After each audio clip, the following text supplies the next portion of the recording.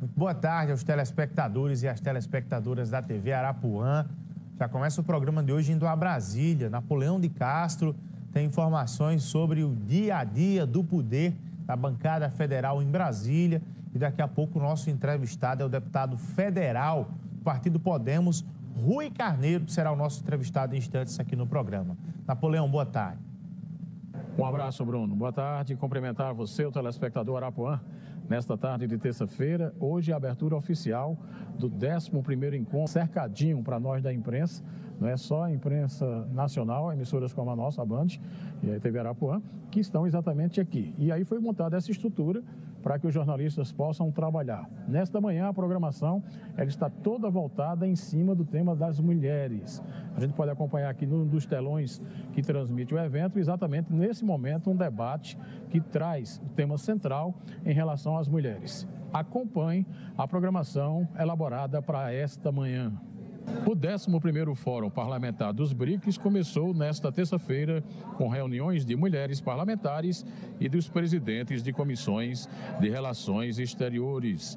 As mulheres parlamentares vão realizar 3 sessões de trabalho para discutir mulheres na área da inteligência artificial, fortalecer as mulheres para enfrentar a crise climática e construção de um futuro de mulheres para financiamentos através do Banco dos BRICS. Em relação à perspectiva de volta dos trabalhos na semana que vem, conversamos com o deputado Wilson Santiago, que destacou como prioridade a questão da isenção do imposto de renda. Ele falou à equipe Arapuã. Nós estamos trabalhando nesse sentido, ou seja, a ampliação dos benefícios foi uma proposta minha desde 2019, ou seja, nós apresentamos uma isenção do imposto de renda num projeto de lei de até 5 salários mínimos, que chega hoje em torno de R$8 mil. O governo mandou R$5.000, por exemplo, a proposta de isenção de até 5 mil e uma diminuição na cobrança de até R$7 mil. Nós queremos ampliar para 5 salários mínimos, porque é de fato o valor básico do trabalhador brasileiro que não precisa e não tem condições e precisa ser beneficiado com a isenção do imposto de renda. As informações de Brasília, exclusivo para a TV Arapuã, Napoleão de Castro. Obrigado, Napoleão de Castro, de Brasília, que acompanha o cautela nos gastos com as festas de São João. A recomendação é que os gestores respeitem os limites legais e evitem o excesso com o dinheiro público. Olá, Bruno. Boa tarde a você, boa tarde a todos do Rio de Verdade. Terminou agora há pouco uma entrevista com o presidente do Tribunal de Contas do Estado da Paraíba, conselheiro Fábio Nogueira. Um dos principais assuntos foi exatamente o São João. O que é que as prefeituras devem fazer? Qual a orientação do Tribunal de Contas para as prefeituras estarem num processo na qual possa ser condizente com o município, bem como com as leis? Vamos conversar agora com o presidente. Boa tarde, presidente. É importante que os prefeitos atentem para determinados processos. Qual seria a orientação do Tribunal de Contas para essas prefeituras que estão promovendo o São João referente a 2025? Boa tarde.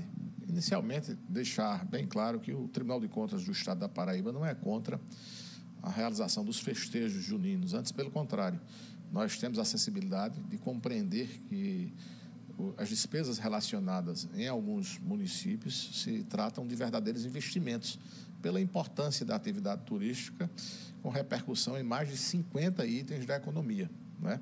Então, é de fundamental importância. Agora, por outro lado, é preciso que o princípio da razoabilidade, o bom senso prevaleçam. Não é aceitável que um município que não cumpre os requisitos mínimos, os percentuais mínimos em saúde e educação, invista milhões em festejos juninos. Município que não paga o piso nacional do magistério, ou seja, o professor, é razoável? Que não. Então, são essas indicações, esses alertas que o Tribunal de Contas tem feito em relação aos municípios para que o princípio da razoabilidade prevaleça. Vamos gastar, mas gastar dentro dos limites. Será que esses recursos estão previstos nos instrumentos de planejamento, na LDO e na LOA, na Lei Orçamentária Anual? São esses temas esses dados, esses fatos que o Tribunal de Contas do Estado da Paraíba vai se debruçar quando analisar essas despesas realizadas. Um outro assunto importante é a questão do impacto para a infância, que tem sido fundamental. O Tribunal de Contas da Paraíba dá um avanço importante em âmbito nacional, né? Isso, estamos trabalhando muito em parceria com outros atores. São mais de 30 instituições públicas e privadas que se debruçam sobre a matéria da primeira infância. É uma matéria que necessita uma interação, uma sinergia de diversos órgãos, instâncias e setores. É intersetorial, não é relacionado apenas à educação, mas também à saúde, à assistência social. Estamos analisando aí todos os dados que foram coletados e continuam sendo coletados para, com base nesses dados, estabelecer as metas que deverão ser alcançadas pelos municípios e pelo Estado, sem querer interferir na política discricionária de qualquer gestor. O Tribunal de Contas não quer atrapalhar nenhum gestor, pelo contrário, quer ajudar. E nada melhor do que um tema tão importante, tão relevante, tão caro como o da primeira infância. Presidente, muito obrigado, viu? Muito obrigado. Então, Chay Bruno, presidente do Tribunal de Contas do Estado da Paraíba, conselheiro Fábio Nogueira. É com você. Obrigado, Washington Luiz. Quem já está aqui comigo é o deputado federal do partido Podemos, Rui Carneiro. Deputado, seja muito bem-vindo ao nosso programa. Tudo bem contigo? Boa tarde a todos e todas que nos assistem. Para mim é uma grande satisfação, mais uma vez, estar aqui na Arapuã. Como é que está você? Tudo bem? Tudo bem. Como é que tem sido a luta lá em Brasília? O senhor que participou da última eleição para prefeito de João Pessoa, depois voltou para o foco de deputado federal e agora está todo mundo aí em ritmo acelerado, já de pré-campanha, numa pré-campanha bem antecipada aqui na Paraíba. Na Paraíba não, em todo o Brasil. Eu converso com os colegas. Os outros estados também, o senhor tem sentido isso? Da mesma maneira, como se fosse que a campanha embalou uma na outra, né? Lá em Brasília, nós estamos agora com o de família e logo depois estourou o escândalo do INSS, que eu reputo como o maior escândalo do Brasil, porque atinge diretamente milhões de pessoas que tiveram ali o seu recurso roubado por meses, por anos, de R$70, R$80. Isso às vezes é a conta de água, é a conta de luz, é a cesta básica, é o remédio, o volume de pessoas é um volume muito grande. Eu tenho participado muito desse debate. Inclusive o ministro Lupe, o ex-ministro, foi demitido 2 dias depois que teve lá na comissão. Essa semana vamos receber um novo ministro. Enfim, acho que é um tema muito importante para o Brasil, que transpassa governos. A Câmara pode fazer o quê nesse caso, a comissão que o senhor preside? Alguém que está em casa agora, que foi lesado, está vendo o andamento das investigações, que até agora não viu nenhum preso, está vendo só a informação na imprensa. O que é que o Poder Legislativo pode fazer? Tem aí, dia 17, será lido, pelo que me consta, a CPMI, mas a partir do momento que você está levando para a comissão ministro, que eles podem ser perguntados abertamente, a imprensa está lá, Polícia Federal, Advocacia Geral da União, e isso vai obrigatoriamente obrigando a essas pessoas a terem um resultado de trabalho. O que é que se quer hoje? E aí tem a participação do Congresso. Primeiro, que isso não ocorra mais. Então, inclusive, tem uma contribuição minha, que é o PL 1808 de 2025, que nós não podemos permitir que aconteça mais essa facilidade para esse tipo de golpe. Para pegar você, uma assinatura falsa sua, por exemplo, lesar e botar você para pagar uma prestação para uma entidade que, grande parte dela, não são todas, é bom esclarecer isso, não presta serviço. Então, isso é uma questão. Punir, aí é uma questão policial, prender, como você está dizendo, tem muitas buscas e apreensões, tanto de documentos como de recursos, hoje mesmo 23 milhões de reais para ajudar no ressarcimento e o principal que também já vai começar a devolução dessas pessoas que foram lesadas. Não é tão fácil perceber isso, porque você tem descontos realmente reais, você tem sindicatos que trabalham, que prestam serviços, então nem tudo foi roubo, vamos dizer assim, grande parte foi.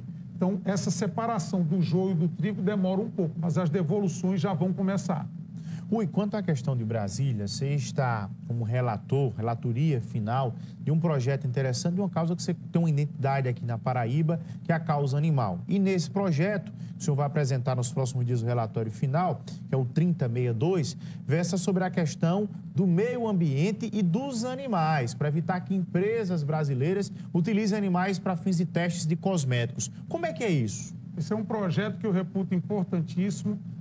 Eu sou o relator final, o meu relatório vai para plenário, posteriormente vai para a sanção presidencial e o que é que ele diz basicamente? Que é proibido no Brasil empresas de cosméticos, de produtos de beleza, de usarem animais em testes. Isso é importante para a causa animal, para a vida animal, que não será mais usado para esse tipo de experiência e também para as empresas que têm um compromisso com essa questão. Ou seja, uma empresa que produz algum produto aqui no Brasil e vai exportar, por exemplo, para o mercado comum europeu, é importante ela ter essa legislação, esse selo, essa chancela de que aquele produto dele, os animais não estão sendo usados para esse tipo de teste, senão ela não entra em determinados mercados. Então, a gente conseguiu juntar as empresas que efetivamente têm compromisso social com a causa animal, a qual eu represento, para que a gente juntos fizesse um relatório final, e é importante frisar que veio um texto muito bom do Senado para que isso acabe definitivamente no Brasil.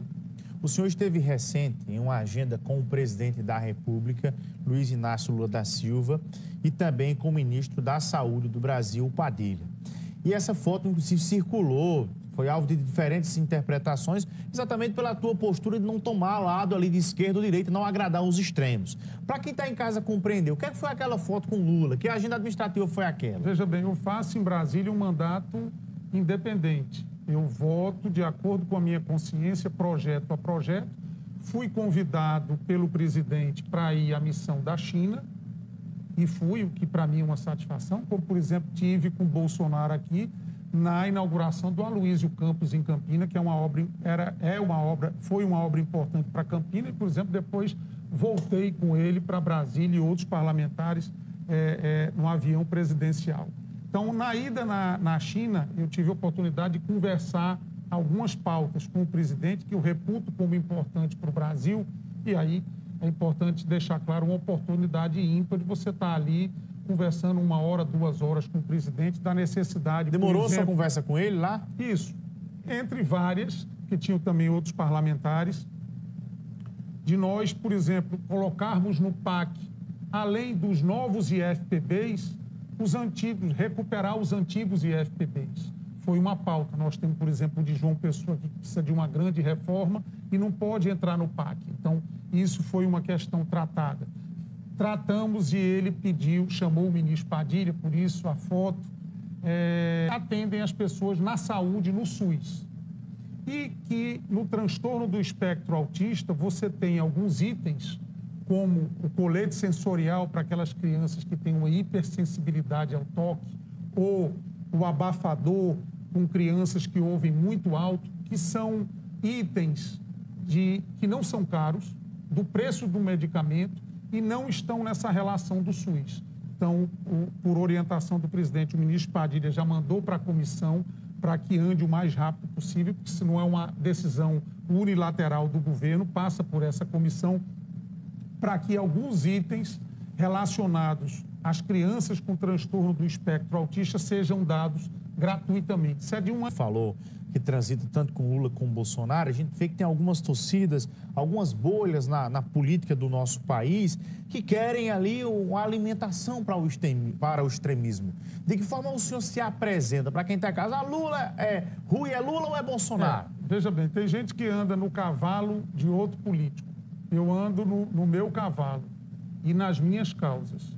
Então, o que eu quero tratar com o presidente da República, seja quem for, é uma melhora para o Laureano. Chegou agora o robô Da Vinci, nós estamos ajudando lá na energia solar, na ampliação do ambulatório, uma melhora lá para o Hospital São Vicente, que nós vamos inaugurar 100% com recurso meu, 20 UTIs no primeiro andar. ajudar aí o Hospital Padre Zé, que está em extrema crise. Então, minha prioridade são causas. Por exemplo, ver essas crianças com transtorno do espectro autista, que muitas vezes estão precisando de um item desse que custa 100, 150 reais, que o governo pode oferecer para o mais humilde e não oferece, às vezes, por desconhecimento. Então, era uma oportunidade exatamente de fazer esse esclarecimento. Então, meu mandato é pautado nisso, em bandeiras. Social, sobretudo, saúde, causa animal, e aí eu trato, seja governador, seja presidente, isso para mim é de menos importância. Eu estou ali representando o estado da Paraíba, o Brasil e, em especial, as pessoas que têm essa necessidade e que têm que ter o seu representante. Ou seja, uma representação muito mais de interesse das pessoas do que uma representação, vamos dizer assim, político-eleitoral. Sempre quem está em casa, que as pessoas que gostam de política perguntam: político tal, vai ser candidato novamente a quê? Fulano de tal, ganha ou não? O senhor, na última eleição, ultrapassou a casa dos 100 mil votos para deputado federal. Nesta eleição, o senhor vem novamente para a reeleição, vem mais fortalecido? Conseguiu manter os apoios? Conseguiu ampliar a base na Paraíba? Conseguimos ampliar a base, vou ser candidato à reeleição, estou no espectro, como você sabe, da oposição aqui no Estado. Já tem um bom tempo que o senhor oposição aos governos, né? Digo sempre que, além de apresentar um candidato, a oposição tem que apresentar um projeto para Paraíba, um projeto técnico o que deseja mudar, o que é que está acontecendo hoje, o que pode ser melhor. Acho que as pessoas têm interesse exatamente nisso, de saber o que é que um determinado candidato a governador ou a presidente propõe de melhor para a vida dele. O senhor está no meio aí de uma oposição que até agora não definiu um candidato único. Nós temos Marcelo Queiroga, que se coloca como pré-candidato das oposições, temos o senador Efraim Filho, que também se coloca candidato das oposições, e Pedro Cunha Lima, 3 nomes das oposições. O que é que o senhor sugere como calendário para a definição de um nome, ou o senhor acha que os 3, assim como nesse cenário que está, podem levar essas pré-candidaturas? Olha, eu acho que a tendência e a lógica é que nós tenhamos, a princípio, pelos nomes que você colocou, 2 candidaturas. Pelo menos 2 candidaturas. O que não tem problema nenhum, porque a tendência é de ter um segundo turno como houve na eleição passada. No espectro que eu estou colocado, existe aí, você citou Pedro Cunha Lima, citou Efraim, nós temos que fazer pesquisa, fazer uma análise e lançar nossa chapa. Repito, mais do que uma chapa, a população espera um projeto inovador, moderno, ousado para Paraíba. O senhor segue também nessa... Como é que é fazer política de oposição aqui na Paraíba, onde nós temos uma expressiva maioria que tem sido situação? É exatamente, Bruno, você não viver do que a gente conversou antes de começar o programa, desse fisiologismo de que ou você tem ali o emprego para montar o seu grupo político ou você acaba politicamente.